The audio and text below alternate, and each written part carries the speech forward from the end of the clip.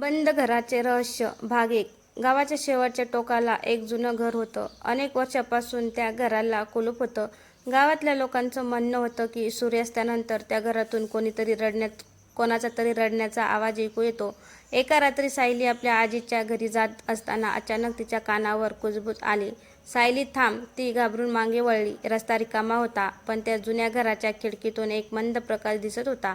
सायलीने जवळ जाऊन पाहिलं आणि तिच्या अंगावर काटा आला. घराला बाहेरून कुलूप होतं, पण आतून कोणीतरी खिडकीवर हात ठेवला होता. तेवढ्यात घराच्या आतून पुन्हा आवाज आला, सायली, मला बाहेर काढ. सायली 2 पाऊल मागे सरकलं, कारण तो आवाज तिच्या ओळखीचा होता. तो तिच्या आईचा आवाज होता. सायली काही क्षण तिथेच उभी राहिली. तिच्या मनात एकच प्रश्न होता, आईचा आवाज या बंद घरातून कसा येऊ शकतो? तिने घाबरत घराच्या दरवाजाजवळ पाऊल टाकलं. कुलूप जुने होते, पण आश्चर्य म्हणजे ते आपोआप खाली पडले. दरवाजा हळूहळू उघडला. आत पूर्ण अंधार होता. सायलीने मोबाईलची टॉर्च लावली. धुळेने भरलेल्या भिंती, जुने फोटो आणि कोपऱ्यात पडलेली एक लाकडी पेटी दिसत होती. अचानक तिच्या मोबाईलची टॉर्च बंद झाली. अंधारात पुन्हा तोच आवाज आला, सायली, पेटी उघडू नकोस. सायली थरथरली, कारण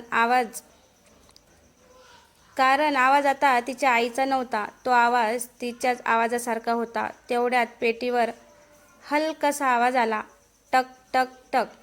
जणू आतून कोणीतरी पेटीवर हात मारत होतं. सायलीने हळूच पेटीचं झाकण उघडलं. आत एक जुना फोटो होता. फोटो पाहताच तिच्या हातातून मोबाईल खाली पडला.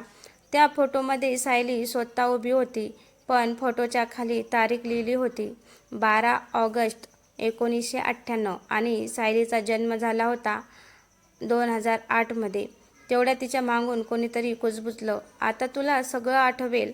सायलीने हळूच मागे वळून पाहिलं. दार बंद झालं होतं. दार बंद झाल्याचा आवाज होताच सायली घाबरून दाराकडे धावली. तिने कडी ओढली, पण दार काही केल्या उघडत नव्हतं. अचानक भिंतीवरचा जुना घड्याळाचा काटा हलू लागला. टक टक टक. घड्याळ थांबलं होतं. रात्री 12:12 तेवढ्यात जमिनीवर पडलेला जुना फोटो तिच्या नजरेस पडला. फोटोच्या मागे काहीतरी लिहिलं होतं, सायलीला हे घर कधीच दाखवू नका. सायलीच्या मनात प्रश्नाची गर्दी झाली, मग माझा फोटो इथे कसा? तेवढ्यात वरच्या मजल्यावरून पावलांचा आवाज आला, ठक ठक ठक. कोणीतरी जिन्यावरून खाली येत होतं. सायली मागे सरकली. जिन्याच्या सावलीत एक व्यक्ती दिसू लागली. सायलीने मोबाईलची टॉर्च तिच्या चेहऱ्यावर टाकली आणि ती जागीच थिजली. समोर उभी असलेली व्यक्ती अगदी तिच्यासारखी दिसत होती. ती व्यक्ती हळूच हसली आणि म्हणाली, तू इतकी वर्ष कुठे होतीस सायली? सायलीच्या तोंडून शब्दच फुटेना. तेवढ्यात तिच्या मोबाईलवर आईचा फोन आला. कापऱ्या आवाजात सायलीने फोन उचलला. आई म्हणाली, सायली, तू कुठे आहेस? त्या जुन्या घराजवळ तर नाहीस ना? सायलीने काही बोलण्याआधीच आई पुन्हा म्हणाली, कारण ते घर तुझं घर नाही, तिथे तुझी एक जुळी बहीण होती. सायलीच्या हातातून फोन निसटला आणि जिन्यावर उभी असलेली तिच्यासारखी दिसणारी मुलगी हळूच म्हणाली, हो, आणि आईने तुला माझ्यापासून दूर केलं होतं. सायली काही क्षण त्या मुलीकडे पाहतच राहिली. माझी जुळी बहीण? ती मुलगी शांतपणे जिन्यावरून खाली आली. हो, माझं नाव सावी आहे. सायलीने डोकं हलवलं, पण आईने मला कधीच सांगितलं नाही की मला बहीण होती. सावीच्या चेहऱ्यावरचं हसू नाहीसं झालं, कारण आईला वाटत होतं की मी या घरामुळे बदललेले आहे.